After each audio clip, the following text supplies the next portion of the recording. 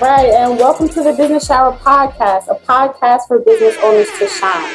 Today, I have with me Taylor Foley. Right? Did I say it right? Tyler, yeah. I'm always messing up people's names, so I don't want to say it right. I'm wrong. All right. So, how are you doing today? Oh, I'm doing really, really well, Kelly. It's a good day to be alive. Yes, it is. It definitely is. So, tell our listeners who you are and what you do. Well, I'm Tyler Foley. I'm the author of The Power to Speak Naked. I'm a business owner, consultant, father, husband, jack of all trades, master of none. But I've been public speaking for 35 years, so that's kind of the lane that I got in. Okay, awesome. So I feel like I've seen you somewhere in real estate. Do you do something with real estate?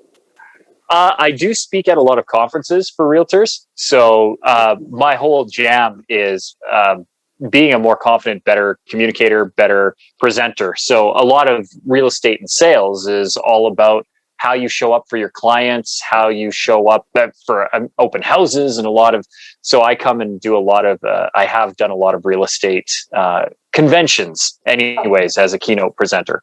Okay, yes, I feel like I've seen you somewhere. I don't know. So tell us your story and how it shaped you, who you are today.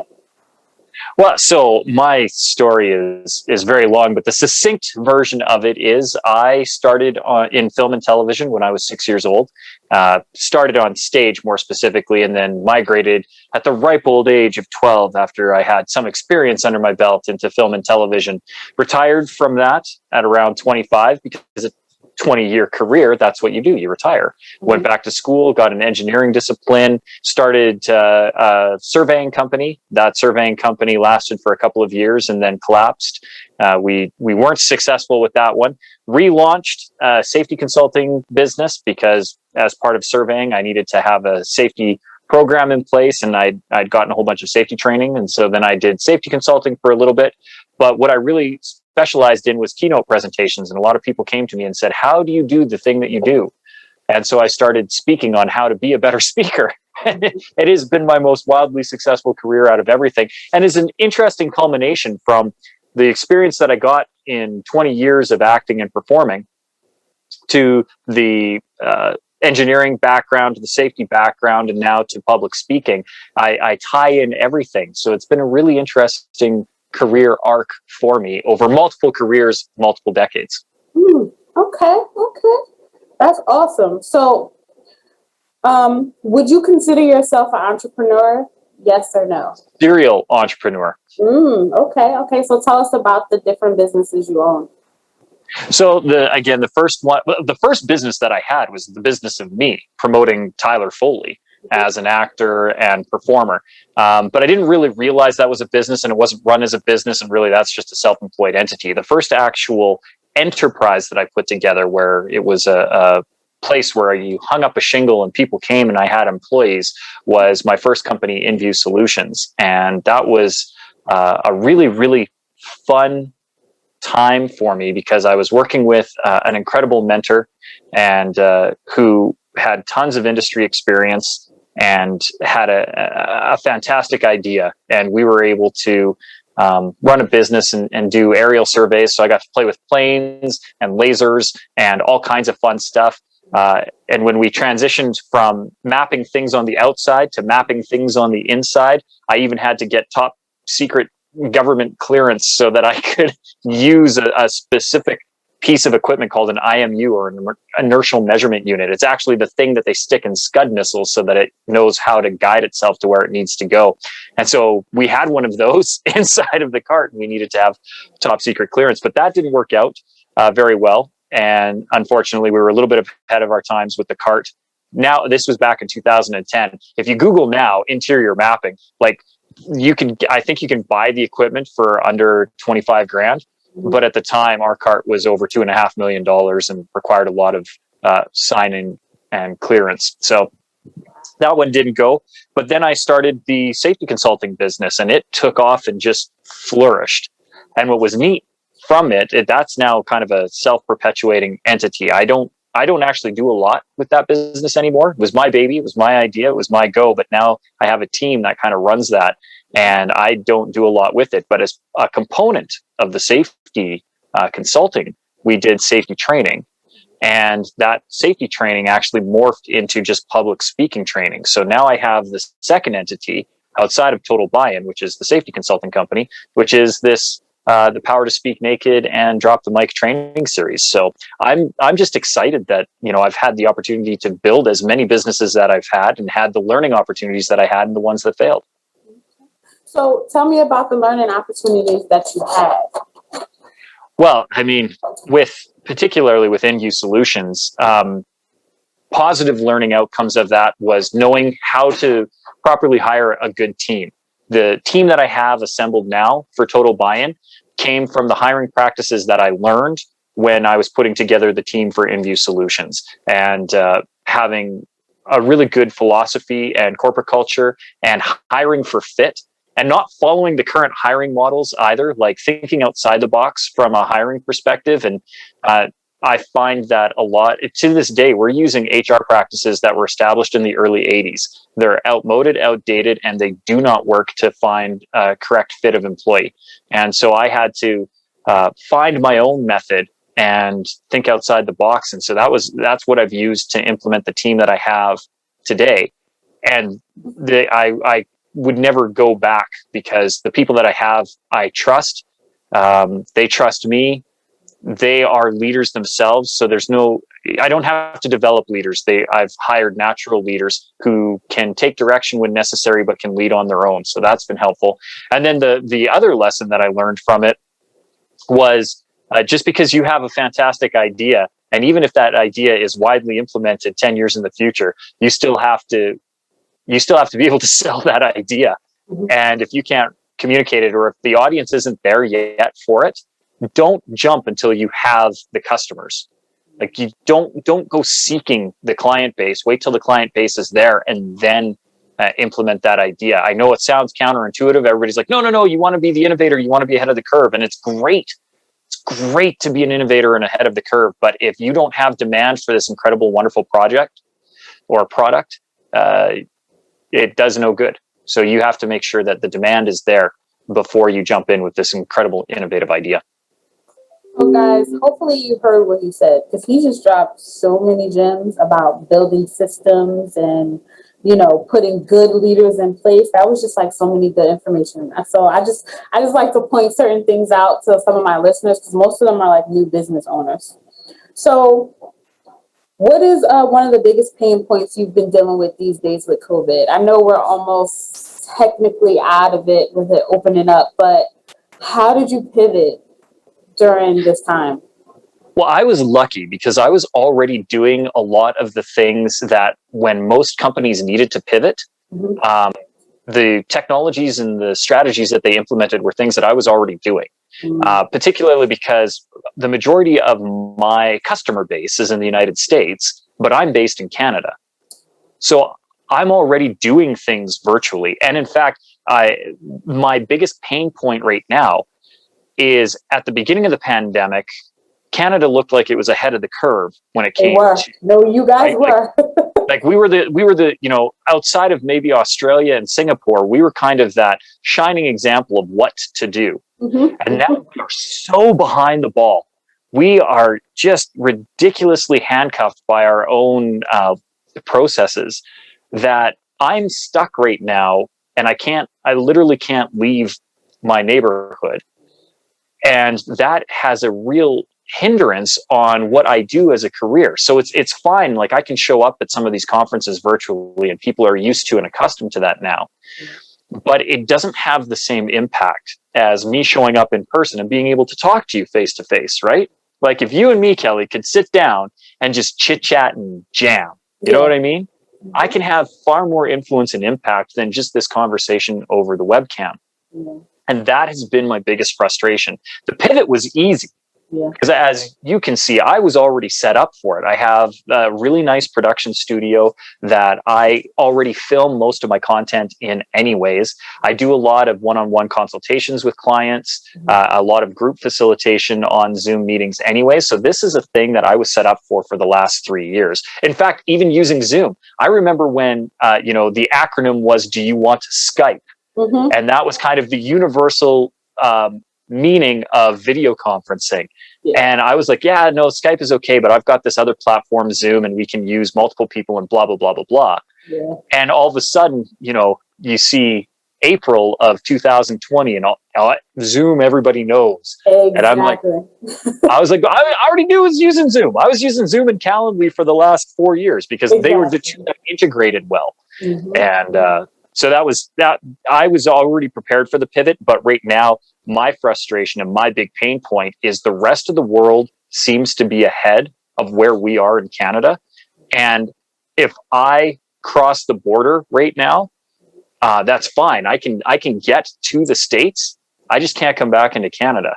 Mm-hmm. And that I can't do that with a 5-year-old daughter and a wife who requests my presence on at least an occasional basis.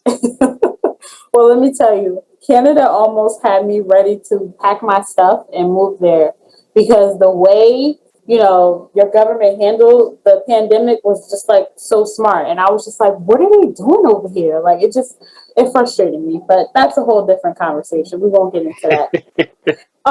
But so 3 people that influenced you. Bernie Dorman, the late great Bernie Dorman of CEO Space, and following in his incredible footsteps, his wife September, are 2 in the same and a huge influence on my life. They showed me how to be a better business owner, more specifically how to be a business operator, and not be working in my business, but just for my business. And showing me all of everything that I learned at CEO Space has been just a blessing for me.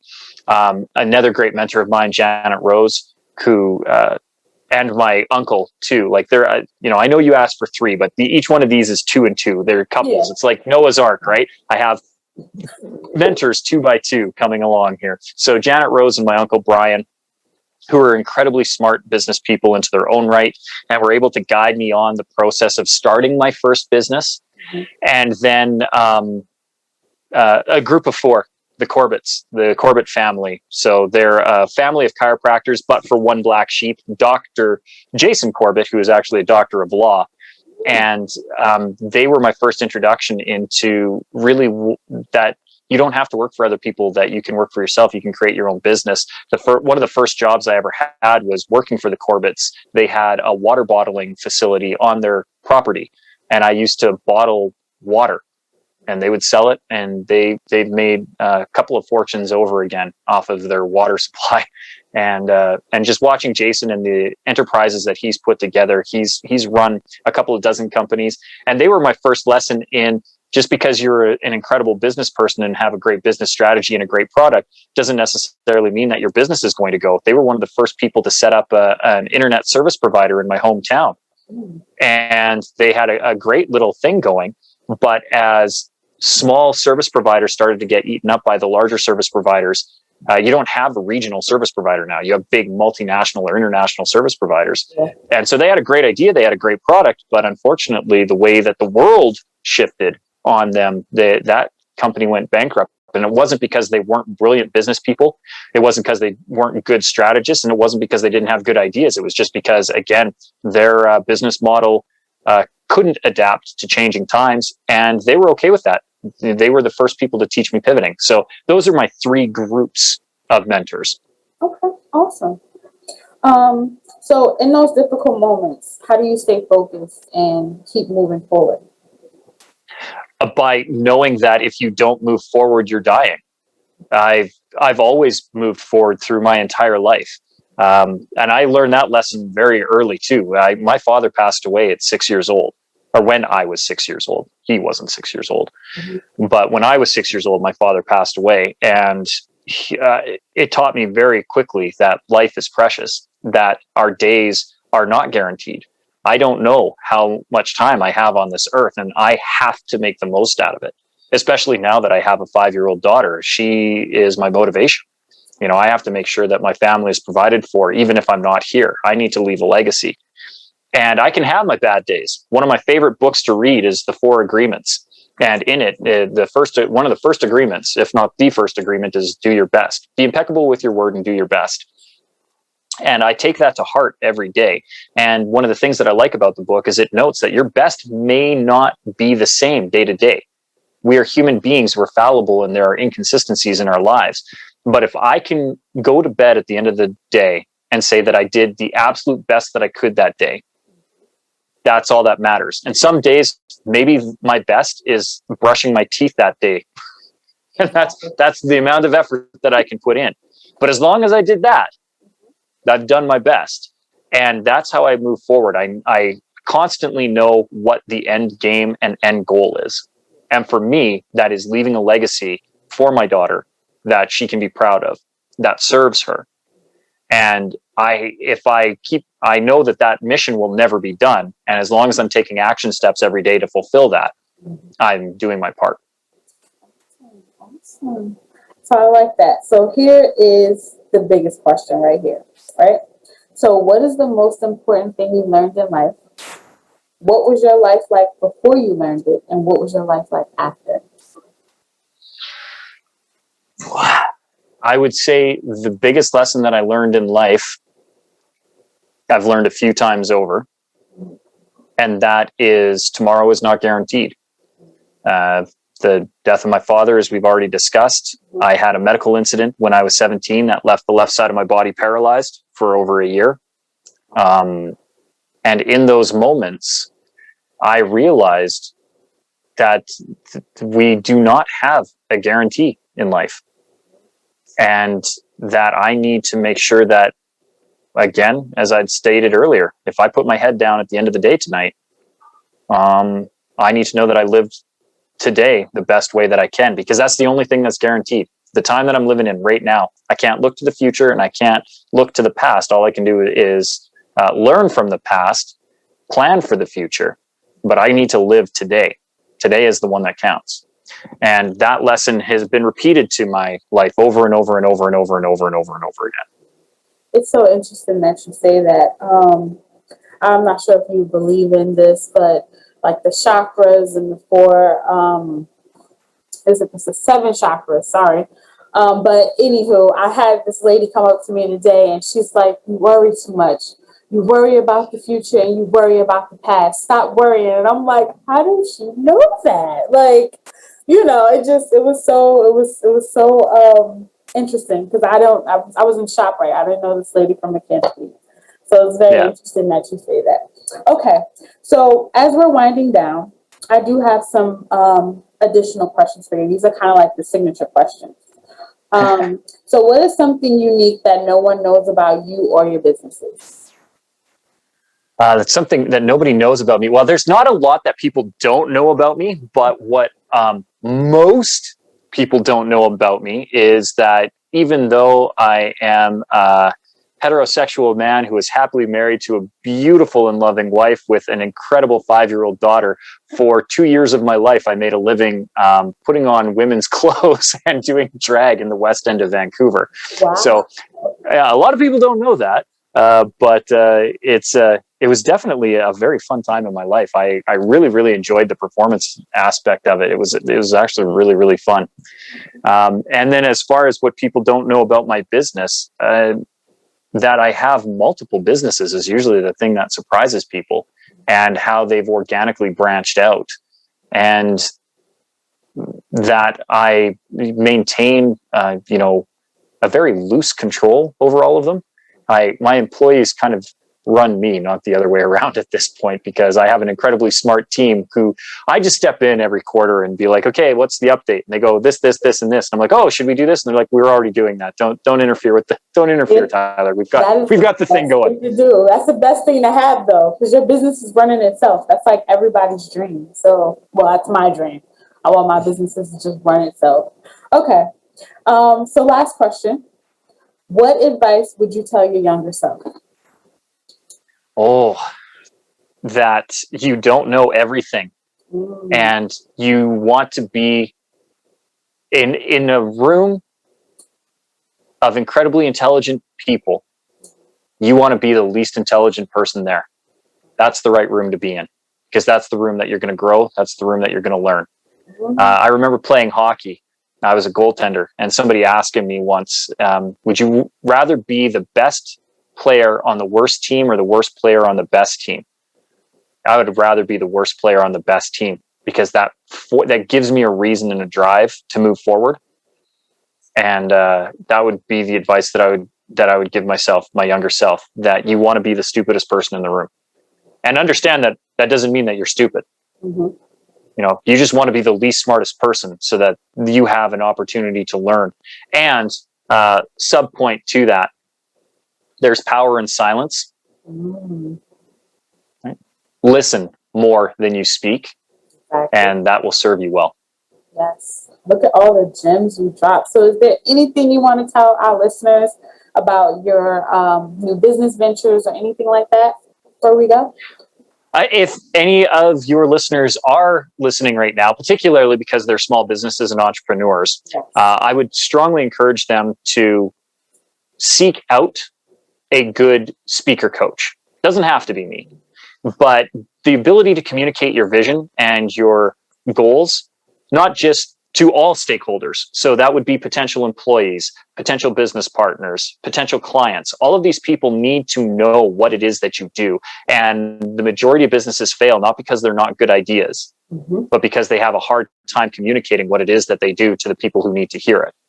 So I would strongly encourage anybody to go and find a speaker coach. And there are 10,000 of us minimum out there. Doesn't have to be me, but find somebody who can help you discover your story, discover your message, and get your platform out there. Perfect your elevator pitch so that you're more effective when you go into a networking event. And if you can, learn to speak from stage, because that will rapidly accelerate your career trajectory. And if they want to hire me, they can always go to SeanTylerFoley.com to get that. But again, it doesn't have to be me. There are literally thousands of speaker coaches out there. Find the one that works for you and works with you, that you feel most comfortable with. But if I may, Kelly, before they do that, before they even start looking for me and finding out more about me, if they are getting value from this podcast, if the business shower has provided them some kind of value and they come back and they listen regularly, I would ask them to hit pause on the recording right now, and on whatever device, whatever platform they're listening to this on, hit pause, go give Kelly a 5-star review, because there is a lot of work that goes in on the background to make this happen, to be able to provide this education to you. So if you get value out of the guest that she brings on, whether it was me or anyone else, hit pause, give it a 5-star review. And then when you come back, feel free to check me out at SeanTylerFoley.com. And Sean is spelled the proper Irish way, SeanTylerFoley.com. Tell them Tyler sent you, and anybody who goes right on our front page, on the landing page, we've got a free download for them called The Method. It's 5 insider tips that I've gotten from 35 years of public speaking that will help them have better, more engaged presentations and feel more confident when they take the stage. Awesome, guys. You heard it here first. Thank you so much for being on my show. I'm going to put all your information in the show notes, so you don't have to, guys, you didn't have to write it down. If you missed it, it will be in the show notes. And I guess that's a wrap. Do you have any questions for me before I go? No, Kelly, I just want to say thank you so much for the opportunity to come on. I appreciate everything that you're doing. And if anything, look more into the energy work, because if somebody could see that you're a worrier, just from your chakras, that might be an indicator of some stuff to do. Exactly. It must have been all over my face, like I don't know. You can't really see my face with the mask on, so it really should have been my eyes. And she just walked up to me and she just said that. It was so crazy. But yes, you're absolutely right. I do need to work on that, because I don't want anybody to know that I am a worrier. Well, it's not that you don't want people to know that you're a worrier. It's just stop being a worrier, because people will know if you are. We will read it. And there's an interesting study. If you ever get a chance, look at heart math. Heart math is an incredible study about what happens when our head and our hearts are in alignment in the electromagnetic fields that we give off. And it is kind of more of a scientific approach to what Eastern philosophy has always known when it comes to the chakras. But if you want to see a more scientific, more North American approach to it, heart math is an incredible place to start to learn about how some of those energies and alignments are physically manifesting themselves within our bodies. Okay, I do. So I'm gonna check that out. Thank you so much for being on the show. All right, bye guys.